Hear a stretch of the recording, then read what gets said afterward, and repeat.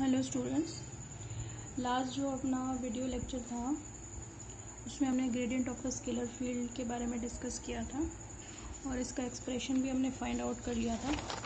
Expression जो आया था इसका ग्रेडियंट फाई का ये आ गया था स्केल फैक्टर्स की फॉर्म में और कर्विलिनियर कोऑर्डिनेट्स की फॉर्म में। ठीक है, आज के वीडियो में we will describe about divergence of a vector field. मैंने आपको बताया भी था कि जो नेक्स्ट वीडियो होगी उसमें मैं आपको डाइवर्जेंस के बारे में बताऊंगी। ठीक है, देखिए तो डाइवर्जेंस जो निकालना होता है अपन को,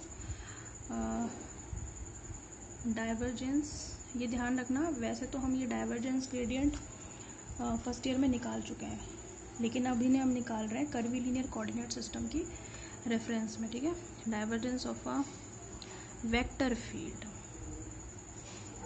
अंतर समझ में आ रहा है? फर्स्ट ईयर में बताया था मैंने आपको कि ग्रेडियंट हमेशा स्केलर क्वांटिटी का होता है जबकि डाइवर्जेंस हमेशा वेक्टर क्वांटिटी का होता है, इसलिए हम यहाँ पे वेक्टर फील्ड बोल रहे हैं। ठीक है, और जो ग्रेडियंट होता है वो स्केलर का होता है और खुद वो वेक्टर होता है। ठीक है, okay. Divergence of a vector field, अगर हम डेफिनेशन की बात करें तो डेफिनेशन भी मैं लास्ट क्लास में डिस्क्राइब कर चुकी। मैंने कहा ना बेसिक कंसेप्ट तो वही है, डाइवर्जेंस थोड़ी ना बदलेगा, लेकिन हम रेफरेंस हमने बदल दिया है। रेफरेंस अब की बार कर्विलिनियर कोऑर्डिनेट सिस्टम हो गया है, वो कार्टेशियन कोऑर्डिनेट सिस्टम में निकाले थे हमने। समझ में आ रही है बात आपको? तो बेसिक थोड़ी ना बदलेगा, डेफिनेशन थोड़ी बदलेगी ग्रेडियंट, डाइवर्जेंस और कर्ल की। ठीक है, तो डाइवर्जेंस क्या होता है?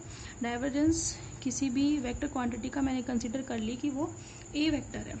ठीक है, वो होता है फ्लक्स पर यूनिट वॉल्यूम। अगर आपको ध्यान हो तो ये डेफिनेशन बताई थी मैंने, limit d v tends to 0 1/dv close integral A dot d s. ठीक है, ये लो, समझ में आ गई? ये डेफिनेशन हो गई है किसकी? डाइवर्जेंस की। बात समझ में आ रही है? तो इसी का हम यहाँ पर भी यूज़ करेंगे, ये यूँ की यूँ हमारे काम में आएगी।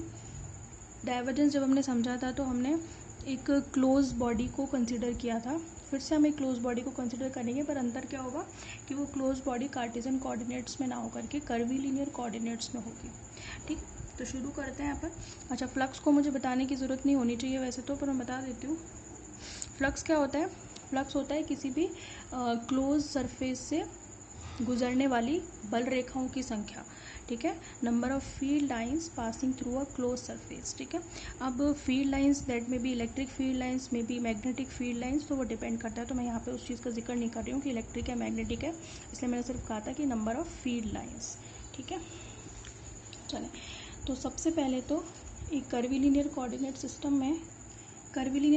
सिस्टम में एक क्लोज बॉडी को कंसिडर करते हैं। तो मैंने कंसिडर कर लिया, ये इस तरीके से घन बना रही हूँ मैं, पर वो कर्विलिनियर कोऑर्डिनेट सिस्टम में है ना, इसलिए ये लाइंस मैंने कर्वी बनाई है। ठीक है,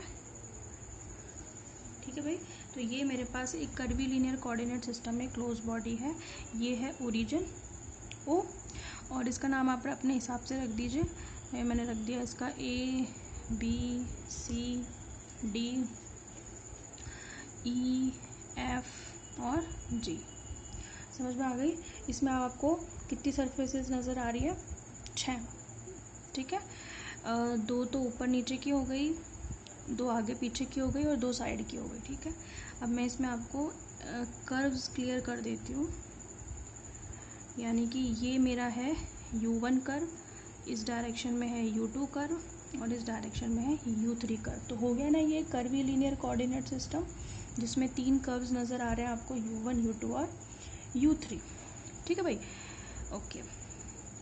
अब मैंने एक पॉइंट कंसिडर कर लिया at the centre of this cube. Cube तो नहीं बोलेंगे क्योंकि कर्वी है ना, तो at the centre of this close body, तो मैं क्लोज बॉडी से इसको बार बार एड्रेस करूँगी।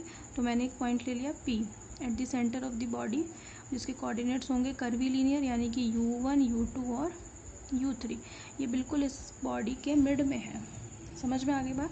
और एक चीज़ मैं बता देती हूँ आपको कि ये जो बॉडी आपको दिख रही है, इसकी मैंने साइड्स कंसीडर कर ली है। इसकी साइड है H1 DU1, इसकी ये वाली साइड है H2 DU2 और ये वाली साइड है H3Du3। जैसे आप कार्टेशियन कोऑर्डिनेट्स में पढ़ते हो, अगर ये एक्सिस एक्स वाई और जेड होते तो आप साइड क्या मानते, एक्स वाई और जेड। तो मैंने क्या माना यहाँ पे H1Du1, क्योंकि हम कर्वीलिनियर में पढ़ रहे हैं भाई, तो हम स्केलर फैक्टर को नहीं, स्केल फैक्टर को हम अवॉइड नहीं कर सकते, ठीक है। तो इसमें जो कोऑर्डिनेट्स आएंगे कर्वीलिनियर वो विद स्केल फैक्टर आएंगे, ये ध्यान रखना। तो H1Du1, H2Du2 और H3Du3 साइड्स का मेरे पास एक क्लोज बॉडी है, समझ में आ गए।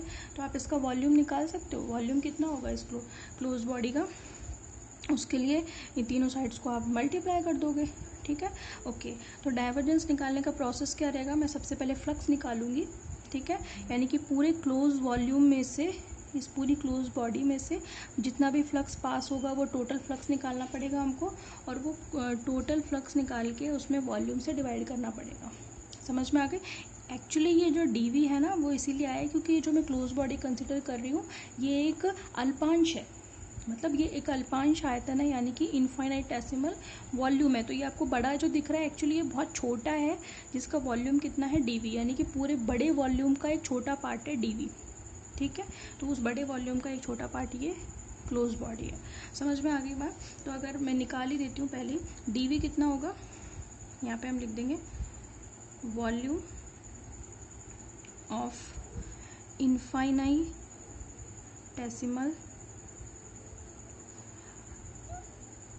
वॉल्यूम, बॉडी लिख देते हैं ना, ठीक है। कितना होगा dv इज इक्वल्स टू, उसके लिए आपको तीनों साइड्स को मल्टीप्लाई करना पड़ेगा, यानी कि H1Du1, H2Du2 और H3Du3, ठीक है। तो थोड़ा उसको सिंपल वे में लिख लेते हैं, H1 H2 H3 और साथ में Du1 Du2 और Du3। इक्वेशन नंबर 2 इसकी मुझे आगे ज़रूरत पड़ेगी, समझ में आ रही है बात। अब देखिए आप कि किस तरीके से आप फ्लक्स निकालेंगे। फ्लक्स मतलब कंप्लीट क्लोज इंटीग्रल लगाया हुआ है मैंने, तो पूरी बॉडी कंप्लीट क्लोज बॉडी में से कितना फ्लक्स पास होगा वो निकालना है मुझे, ठीक है। ओके, अच्छा ये जो पॉइंट मेरा P है इस पर एक वेक्टर फील्ड भी तो बताएंगे, वेक्टर फील्ड है A वेक्टर जो इस पर प्लेस किया हुआ है, और इस पर्टिकुलर वेक्टर के तीनों डायरेक्शंस में 3 कंपोनेंट्स होंगे, यानी कि 3 घटक होंगे। A वेक्टर का U1 डायरेक्शन में जो घटक होगा वो होगा A1, U2 डायरेक्शन में जो घटक होगा वो होगा A2, और U3 डायरेक्शन में जो घटक होगा वो A3 होगा, समझ में आ रही है। तो इन तीनों कंपोनेंट से फ्लक्स पास होगा, ठीक है। अब आप देख रहे होंगे कि जो A1 कंपोनेंट है वो 2 सरफेसेस से पास हो रहा है, कौन कौन सी, ADCB और उसके जस्ट सामने वाली OEFG, ठीक है। तो मेरा प्रोसीजर क्या रहेगा समझाने का वो समझ लीजिए। मैं क्या करूँगी, इस A1 कंपोनेंट के लिए इन दोनों सरफेसेस से कितना फ्लक्स आ रहा है और जा रहा है उसको मैं काउंट कर लूँगी, और फिर बाकी की सरफेसेस के लिए सिमिलरली करके बता दूँगी, और लास्ट में पूरा ऐड करके यहाँ रख करके और वॉल्यूम से डिवाइड कर दूँगी। ये तरीका रहेगा अपना, समझ में आ रही है। तो फर्स्ट स्टेप आपके लिए वेरी इंपॉर्टेंट है, अगर वो समझ में आ गया तो बाकी की जितनी भी सरफेसेस बचेंगी 4, क्योंकि 2 से तो निकाल के बताएंगे, 4 के लिए सिमिलरली करके लिखेंगे, ठीक है। तो 2 के लिए समझना बहुत इंपॉर्टेंट है, तो वो ध्यान से देखना आप, ठीक है। देखिए सबसे पहले मैं निकाल रही हूँ कि flux passing through the surface ABCD, ठीक है। तो मैं निकाल रही हूँ यहाँ पे flux passing through the surface ABCD, ठीक है। उसको मैंने मान लिया, let that flux is phi1, ठीक है। Let flux passing through the surface ABCD is phi1, ठीक है। अब ये जो सरफेस है ABCD इस पर्टिकुलर पॉइंट P से कितना डिस्टेंस पे है, H1Du1/2 से नहीं है भाई, ये वाला पॉइंट सेंटर में है, पूरे पर्टिकुलर इस क्लोज बॉडी के सेंटर में है, ठीक है। तो इस पॉइंट से इस सरफेस की दूरी कितनी होगी, इतनी तो होगी, H1Du1 का हाफ, इतनी तो होगी, ठीक है। तो इस पॉइंट पर जो फ्लक्स है वो कितना है, इस P पॉइंट पर फ्लक्स जो इससे पास होगा P पॉइंट पर फ्लक्स वो कितना होगा, पता है आपको कितना होगा, कंपोनेंट कितना है A1, आप फ्लक्स कैसे निकालोगे, फ्लक्स ऐसे तो निकालोगे, कंपोनेंट को एरिया से मल्टीप्लाई करोगे। तो इस डायरेक्शन में जो कंपोनेंट है वो है A1, और इस डायरेक्शन में ये जो सरफेस है इसका एरिया कितना है भाई, एरिया है इसका, अगर आप देखें तो कौन कौन सी साइड है, एक तो ये वाली साइड इसके पैरेलल है, और एक ये वाली साइड जो इसके पैरेलल है ना। तो कितना हो गया H2 du2 और H3 du3, इतना ही तो होगा, ठीक है, ओके। ये तो इस पॉइंट पर फ्लक्स हो गया, पर आप इस पॉइंट पर थोड़ी हो, फ्लक्स तो इससे आगे भी जाएगा, किससे आगे, इस पर्टिकुलर पॉइंट P से आगे भी जाएगा, इस पॉइंट से आगे जाएगा, तो इस पॉइंट से कितना आगे जाएगा, H1 du1/2 डिस्टेंस आगे जाएगा, तो फ्लक्स में चेंज होगा। तो वो चेंज को आप ग्रेडियंट से बताओगे, और ग्रेडियंट में मैंने कल ही बताया आपको चेंज कैसे बताया जाता है, 1/h1 del u1, क्योंकि पहले कंपोनेंट में देख रही हूँ चेंज किस में, इस फ्लक्स में, यानी कि किस में, A1 H2 H3 du2 du3, समझ में आ गई। और साइड कितनी है इसकी, मतलब ये डिस्टेंस कितनी है, हाफ H1 du1, तो आप इससे भी तो करोगे ना मल्टीप्लाई। तो मैं क्या करूँ, इसमें ये वाला ब्रैकेट यूज़ कर लेती हूँ, जगह ही नहीं रही, इधर करना चाहिए था, चलो मैं दिखा देती हूँ, हाफ H1 du1, ठीक है। ये मेरे पास क्या आ गया, बड़े ब्रैकेट में बंद कर दो इसको, इज इक्वल्स टू, ये क्या निकल कर क्या आ गया मेरे पास 5/1, समझ में आ गया। 5/1 देखो, आप दोबारा देख लो 5/1 कैसे निकाला हमने, 5/1 है क्या, 5/1 है फ्लक्स किस सरफेस से पास होने वाला, ABCD से पास होने वाला, ठीक है। P पॉइंट पर फ्लक्स कितना है, फ्लक्स निकालने के लिए कंपोनेंट को एरिया से मल्टीप्लाई करते हैं, कंपोनेंट है A1, एरिया कितना होगा, इस वाली सरफेस का एरिया कितना होगा, H2 du2, इसके पैरेलल ये है, ये तो साइड कितनी होगी H2 du2, इसके पैरेलल ये वाली साइड कितनी होगी H3 du3, तो ये पॉइंट P पर फ्लक्स आ गया। फिर मुझे कितनी आगे और जाना है, हाफ H1 du1 डिस्टेंस आगे जाना है, du1 नहीं है, ठीक है, हाफ H1 du1 डिस्टेंस आगे जाना है, तो मैंने उस पर्टिकुलर दूरी को किससे मल्टीप्लाई कर दिया, change in flux. Change in flux कैसे निकालेंगे, ग्रेडियंट से, और ग्रेडियंट का एक्सप्रेशन हम कल ही तो निकाल चुके हैं, देखो 1/h1 del phi del u1, तो 1/h1 del u1 किसको बता रहा है, चेंज को बता रहा है, ठीक है। तो वही किया है मैंने यहाँ पे 1/h1 del u1, किस में चेंज, इसमें चेंज, ये वाला जो आ रहा है उसी में तो चेंज है, समझ में आ गई बात, ठीक है। ये बात समझ में आ गई तो कोई दिक्कत नहीं आएगी, अब आगे नहीं आती अभी भी समझ में तो मेरे को बता देना कमेंट में, नेक्स्ट में मैं इसको रिपीट कर दूंगी इस वाली लाइन को, ठीक है। तो ये मेरे पास फ्लक्स आ गया, ठीक। अब आप इसको थोड़ा सा सिंपल कर लीजिए, तो 5/1 इज इक्वल्स टू कितना हो जाएगा मेरे पास, ये हो जाएगा मेरे पास A1 H2 H3 du1 du3, ठीक है, प्लस H1 से ये H1 कैंसिल हो जाएगा, क्या बच गया मेरे पास हाफ, ठीक है, साथ में क्या बच गया del u1 A1 H2 H3, ठीक है, और ब्रैकेट के बाहर ले लीजिए आप du1 du2 और du3, ये मैंने सिंपल वे में लिख दिया ताकि समझने में दिक्कत ना हो। ये इक्वेशन समझ में आ रही है, इसको लिखने में कोई दिक्कत नहीं है, H1 से H1 काट दिया, हाफ को आगे ले लिया और बाकी चीज़ों को इसमें du1 du2 du3 को बाहर ले लिया, समझ में आ गई। So this is the flux passing through the surface ABCD। अब ये तो इससे जाने वाला सरफेस है, अब कौन सी वाली सरफेस, ये OGFE, इससे आने वाला सरफेस भी तो निकालना पड़ेगा, और ये वाली सरफेस इस पॉइंट P से कितना डिस्टेंस पे है पता है आपको, नेगेटिव डायरेक्शन में, तो इसके साथ माइनस लग जाएगा, यानी कि -12H1 du1, क्योंकि ये वाली जो सरफेस है इस पॉइंट P से कितने डिस्टेंस पे है, -12H1 du1। तो आप मेरे को बता सकते हो कि कितना फ्लक्स होगा, therefore flux passing through the surface, कौन सी, OGFE, है ना, कितना होगा भाई, उसको मैं नाम दे देती हूँ 5/1 डैश, है ना, और वो कितना होगा, कैसे निकलेगा, वो आपका निकलेगा A1 ये तो ऐसा का ऐसा ही रहेगा, ये फ्लक्स तो उतना ही रहेगा, बस अंतर क्या आ जाएगा, माइनस का फ़र्क आ जाएगा बस, क्योंकि ये वाली जो सरफेस है ये इस पॉइंट से इतनी डिस्टेंस पे है, माइनस साइन आ जाएगा। समझ में आ रही बात? तो आपके पास क्या इक्वेशन आ जाएगी, ऐसे ही लिख दो नीचे, उसको लिखने की ज़रूरत नहीं है, इसी के अकॉर्डिंग लिख रही हूँ। A1H2H3 du1 du3, ठीक है, माइनस आ जाएगा बस हाफ, साथ में आ जाएगा डेल अपॉन डेल U1, है ना, A1H2H3 और साथ में du1 du2 और du3। बात समझ में आ गई? तो ये मेरे पास हो गई इक्वेशन नंबर 3 और ये मेरे पास हो गई equation number 4।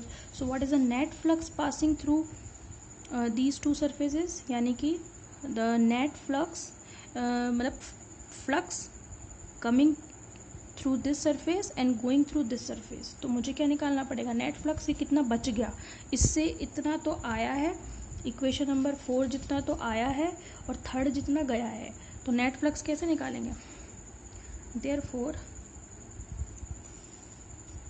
Net flux,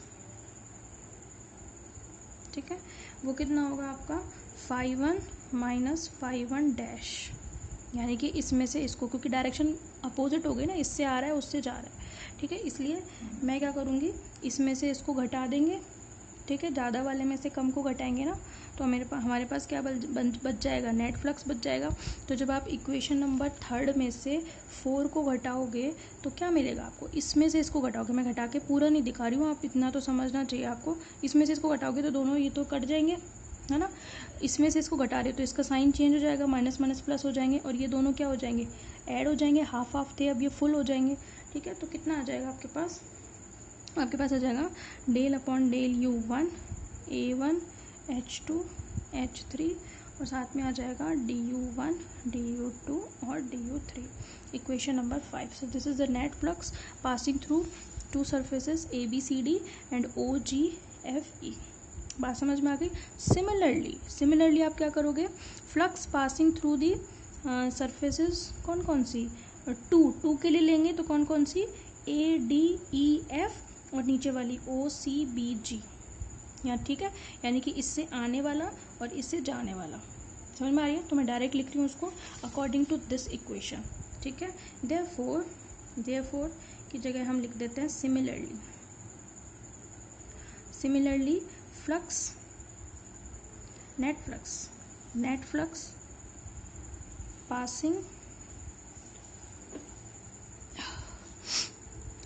passing through दी सरफेसेस, कौन सी नाम बता रही हूँ मैं आपको, कौन सी, ADEF एंड कौन सी नीचे वाली OCBG, ठीक है, OCBG, ठीक है भाई। तो कितना होगा phi2 माइनस phi2 डैश, कैसे निकालेंगे, इसके अकॉर्डिंग निकालेंगे, 1 की जगह 2 आ जाएगा del upon del U2, first component की जगह सेकंड आ जाएगा A2 2 3 1 2 3 है, साइक्लिक चलेंगे अपन, ठीक है, 1 2 3 है तो अगला क्या आएगा 2 3 1, यानी कि A2 H3 H1, ठीक है। ये ऐसे कैसे रहेंगे du1 du2 du3, equation number 6, ठीक है। ये इक्वेशन आ गई, साइक्लिक चलना है आपको, 1 है तो उसके बाद 2 आएगा, अगले वाले में 3 आएगा, ये 1 है 2 है, अगले वाले में 3 आएगा, ये कैसे याद रखना है, साइक्लिक 1 2 3 2 3 1, समझ में आ गई? ओके, अब आपको क्या करना है, थर्ड वाले के लिए, थर्ड वाले पे कौन कौन सी दो सरफेसेस आती हैं, सामने वाली, एक तो ये वाली कौन सी ABGF और एक इसके पीछे वाली यानी कि OCDE, समझ में आ रही है? तो हम निकालेंगे नेट फ्लक्स पासिंग थ्रू कौन सी सरफेसेस कौन सी सरफेसेस है भाई, ये वाली, एक तो ABGF, ठीक है, ABGF और कौन सी पीछे वाली OCDE, ठीक है। कितना होगा phi3 minus phi3 dash del upon del U3, इसकी जगह आ जाएगा 3 A3 2 1, ठीक है, 1 2 3 2 3 1 3 2 1, साथ में क्या आ जाएगा du1 du2 du3 equation number 7। समझ में आ गई बात।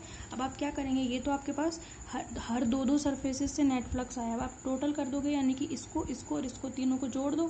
समझ में आ रही है। और जोड़ने के बाद आपके पास ये आ जाएगा A डॉट ds, और डिवाइड किससे कर दूं मैं, वॉल्यूम से डिवाइड कर दूं, तो मेरे पास क्या आ जाएगा डाइवर्जेंस। ठीक है, कर लेते हैं उसको फटाफट अभी। देखें, देयरफॉर टोटल फ्लक्स, अब नेट नहीं टोटल फ्लक्स, टोटल फ्लक्स मतलब A डॉट ds, तो मुझे क्या करना पड़ेगा, इन दोनों को ऐड करना पड़ेगा, इन तीनों को ऐड करना पड़ेगा, है ना। तो मेरे पास क्या आएगा, मेरे पास आएगा del upon del u1 a1 h2 h3, ठीक है, प्लस डेल अपॉन डेल, जो du1 du2 du3 उसको मैं कॉमन ले लूँ बाहर, ठीक है, a2 h3 h1 plus del upon del u3 a3 h2 h1, ठीक है। और बाहर आपके पास क्या बच गया, du1 du2 du3, ये ब्रैकेट के बाहर है, ये तो टोटल फ्लक्स हो गया। Therefore divergence,